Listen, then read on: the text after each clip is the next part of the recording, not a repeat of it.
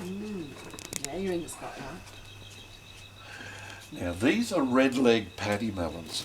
They're the rainforest version of a kangaroo, and they eat mainly fruit and berries and leaves and the bark of trees, and anything that falls out of the trees for night time belongs to them.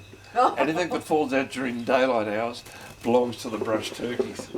Now, when they're feeding, they always feed the same distance apart, and they're always under the control of one dominant paddy melon. Yeah. And that paddy melon controls the feeding area and sets the feeding distance. Now, if they want to change the feeding distance, they've got to negotiate with the dominant paddy melon. That's this paddy melon here tonight.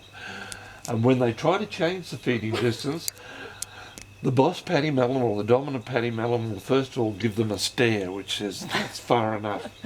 Now, if they don't, like mum does, you know, when your mum gives you that stare, you know you've gone far enough. Okay, then if they don't obey that, they get the slight hissing and growling. If they don't obey that, they then get the loud hissing and growling, and then they're chased right off the feeding area.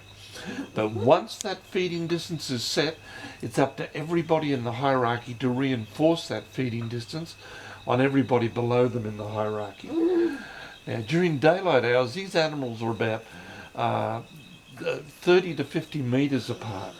And the outer perimeter guards sit down with their tail between their legs. And as they fall off to sleep, their head goes down on their tail, and that acts as a sounding rod. And you come within 20 metres of them, they'll wake up and they make a thumping noise as they move off, and that's to alert the rest of the family. So sometimes when you're going around the perimeter walking past in the morning, you'll hear that thump, thump, thump, and you won't see anything. That's just the perimeter guards letting the family know that you're going by. And after you go by, they'll all settle down again and then go back to sleep. Now, these are red-legged paddy melons. Further south you have red-shouldered paddy melons, and in Tasmania you have red-bellied paddy melons. But they're all rainforest kangaroos. They say in captivity that they live between 9 and 11 years. But it really depends on what they come across, because they're hunted by animals like rainforest dingoes, amethyst pythons up to about 5 metres long, hunt this family 3 times a year, and they swallow them whole, so they've got to watch out for them. Hawks and owls and eagles, feral dogs and feral cats, and carnivorous marsupials like spotted quolls all hunt this family. So it's extremely important that they maintain security at all times. Now, these are not tame paddy melons or zoo paddy melons or farm paddy melons.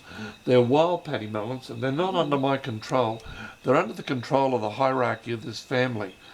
Before this viewing took place, they had to make sure this area was safe. So they've come up from the creek, they've come in from both sides, they check behind every bush and every shrub and under every log to make sure that this area is safe. They set a guard on every entranceway into the feeding area. They set a guard on each set of lodges. So when you left your lodge, the guards thumped to let the family know that you were coming in this direction. Right at the moment, there are 16 adults involved with this viewing. There's guards out to your right with their eyes in night sight, down in front of us and over to the left. And if anything moves in those areas, those guards will thump and alert the family that there's a problem. Now, mating takes place when the male travels behind the female and makes a